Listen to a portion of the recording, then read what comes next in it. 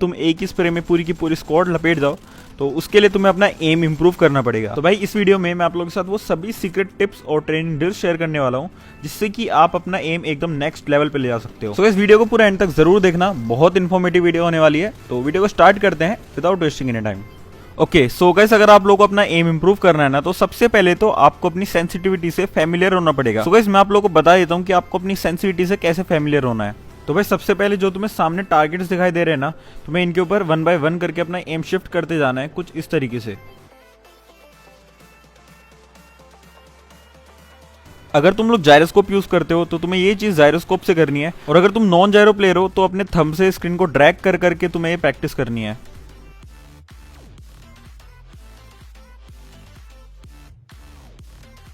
और गाइस उसके बाद तुम्हें मूवमेंट देते हुए मूविंग टारगेट्स के साथ ये चीज प्रैक्टिस करनी है। यहाँ पे जितने भी आपको मूविंग टारगेट्स दिख रहे हैं, आपको इनको ट्रेस करना है और आपको जिगजैग मूवमेंट देते हुए ट्रेस करना है। और भाई इन दोनों ड्रिल्स को प्रैक्टिस करने से आप अपनी सेंसिटिविटी से तो फैमिलियर हो ही जाओगे, साथ ही साथ आपका क्रॉस हेयर प्लेसमेंट भी इंप्रूव हो जाएगा। और गाइस ये चीज प्रैक्टिस करने के बाद आप लोगों को अपने हेडशॉट्स की प्रैक्टिस करनी है, क्योंकि भाई अगर तुम्हारा एम एनिमी के हेड पे है ना, तो भाई तुम एनिमी को बिना डैमेज लिए बहुत ही इजीली नॉक कर सकते हो। अब गाइस जैसा कि आप लोग इस क्लिप में देख सकते हो, मेरे सामने 2 बंदे थे। अभी गाइस मैं पहले वाले बंदे को 2 गोली बॉडी पे मारता हूँ और 1 हेडशॉट मार देता हूँ, जिससे कि एनिमी बहुत इजीली नॉक हो जाता है। और भाई लास्ट वाले एनिमी को भी मैं सेम 2 बॉडी और 1 हेडशॉट मार देता हूँ और भाई बंदा खत्म हो जाता है। और भाई ज्यादातर बंदे ना अपना एम एनिमी के हेड लेवल पे ना रख के चेस्ट पे या फिर एनिमी के पैरों पे रख के चलते हैं। अब गाइस इससे क्या होता है ना कि जब भी उन बंदों के सामने एनिमी आता है तो उनको बहुत ज्यादा टाइम लग जाता है अपना एम एनिमी के हेड लेवल पे शिफ्ट करने में, या फिर भाई उनका एम चेस्ट तक ही रह जाता है, हेड लेवल तक पहुंचता ही नहीं है, जिसकी वजह से बंदे वो फाइट हार जाते हैं। सो गाइस इसके लिए आप लोगों को अपना एम हमेशा हेड लेवल पे रखना है, और उसके आप प्रैक्टिस इस जगह पे आके कर सकते हो। आपके सामने यहाँ पे जो भी 4 टारगेट्स दिखाई दे रहे हैं ना, आपको इन टारगेट्स के हेड पे मारना है, और आपको ट्राई करना है कि आपके ज्यादा से ज्यादा हेडशॉट्स कनेक्ट हो। और आपको ये रोज 5 मिनट एटलीस्ट प्रैक्टिस करनी है क्लासिक मैचेस खेलने से पहले, जिससे कि आपके क्लासिक मैचेस में ज्यादा से ज्यादा हेडशॉट्स कनेक्ट हो। और गाइस आपको एक चीज का ध्यान रखना है, जब भी आप क्राउच करते हो ना, तो आपका एम भी आपके साथ नीचे हो जाता है, जिसकी वजह से आपके हेडशॉट्स कनेक्ट नहीं होते। तो जब भी आप क्राउच करते हो ना, तो आपको अपना एम हल्का सा ऊपर की तरफ को शिफ्ट कर देना है, जिससे कि आपके हेडशॉट्स क्राउच होने के बाद भी कनेक्ट होंगे। और गाइस सेम चीज आपके साथ तब होती है जब आप ड्रॉप शॉट मारते हो, आपका एम एनिमी के पैरों में घुस जाता है। तो जब भी आप ड्रॉप शॉट मारते हो तब भी आपको अपना एम ऊपर की तरफ को शिफ्ट करना होता है, और अगर आप अपना एम ऊपर की तरफ को शिफ्ट नहीं करोगे तो आपके हेडशॉट्स बिल्कुल भी कनेक्ट नहीं होंगे। अब गाइस इससे आपका 1v1 तो स्ट्रॉन्ग हो जाएगा, पर तब क्या जब आपके सामने एक से ज्यादा एनिमीज हो और आपको एक टाइम पे 3-4 बंदों से फाइट लेनी हो। सो गाइस ऐसी सिचुएशन में ना आप लोगों को फ्लिक शॉट्स यूज करने हैं। और गाइस फ्लिक शॉट्स की प्रैक्टिस करने के लिए आपको क्या करना है, आपके सामने जो भी चारों टारगेट्स दिख रहे हैं, आपको फटाफट से इनके ऊपर अपना बार बार एम शिफ्ट करते जाना है। और गाइस ये इतना ज्यादा फास्ट होना चाहिए कि भाई आपका बिल्कुल भी टाइम वेस्ट ना हो, क्योंकि गाइस जब भी आपके सामने मल्टीपल एनिमीज होते हैं ना, तब आपके लिए एक एक सेकंड बहुत ज्यादा इंपॉर्टेंट होती है। और अगर आप ऐसे में एम करने में अपना टाइम वेस्ट कर देते हो ना, तो भाई वहां पे बहुत ज्यादा चांसेस होते हैं कि आप वो फाइट हार जाओगे। तो अगर तुम बिगिनर हो तो तुम्हें बस एक जगह पे बैठ जाना है और दूसरे टारगेट्स के ऊपर अपना एम बार बार शिफ्ट करते जाना है।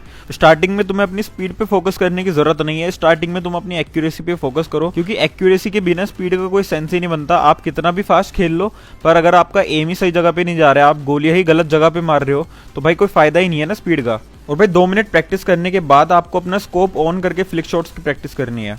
और यार मुझे एक बात बताओ, मेरी गन की शैडो आ रही है, मेरे कैरेक्टर की शैडो क्यों नहीं आ रही है भाई? ये कौन सा ग्लिच है? मेरे को कमेंट सेक्शन में बताना है तुम्हारे साथ भी कुछ ऐसा ग्लिच हो रहा है क्या। सो गाइस इसके बाद आपको अपनी स्कोप ओपनिंग की प्रैक्टिस करनी है।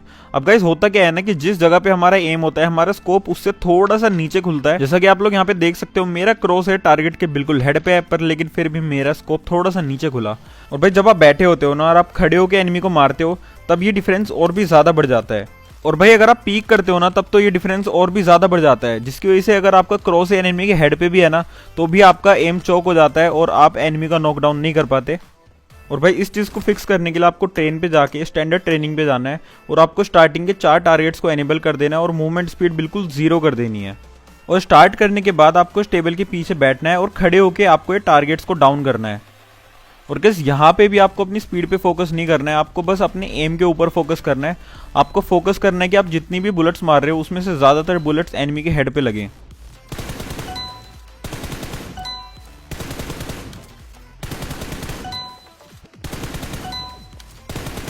और गाइस थोड़ी देर प्रैक्टिस करने के बाद आपको अपनी पीक्स की भी प्रैक्टिस करनी है।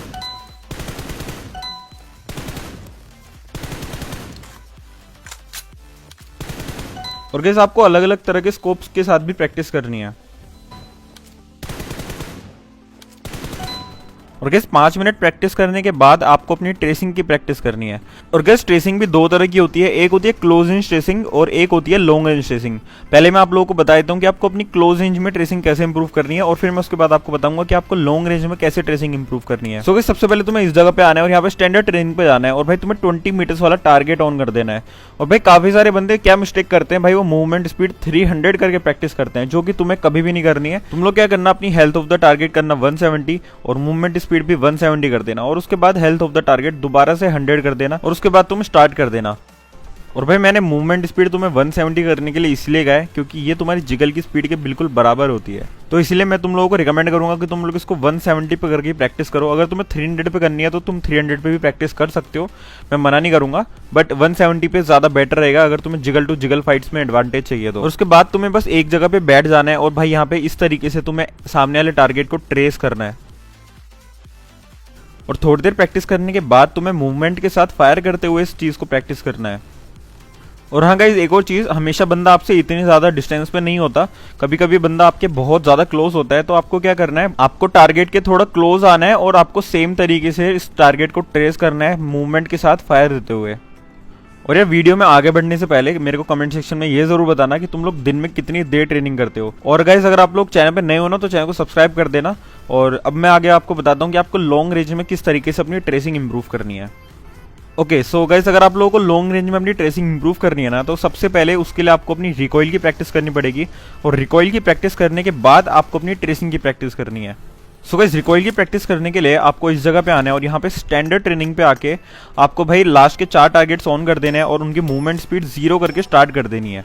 और गाइस उसके बाद आपको M4 ले लेनी है, और भाई उसमें हर तरह के स्कोप्स के साथ आपको भाई यहाँ पे रिकॉइल की प्रैक्टिस करनी है।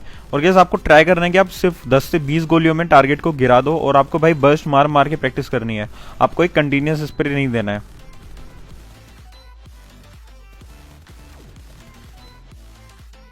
और भाई जब आपको फील हो कि आप रिकॉइल सही से कंट्रोल कर पा रहे हो, उसके बाद आपको यहाँ पे इसकी मूवमेंट स्पीड बढ़ा देनी है, और भाई लास्ट के 4 टारगेट्स को सिलेक्ट करके ही आपको इसको स्टार्ट कर देना है।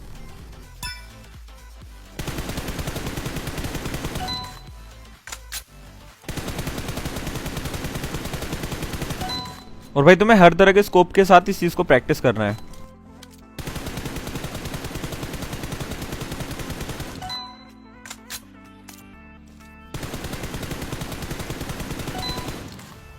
और भाई मैंने तुम्हें जितनी भी चीज़ें इस वीडियो में बताई हैं, ये सब चीज़ें काफ़ी हैं आपका एम इंप्रूव करने के लिए।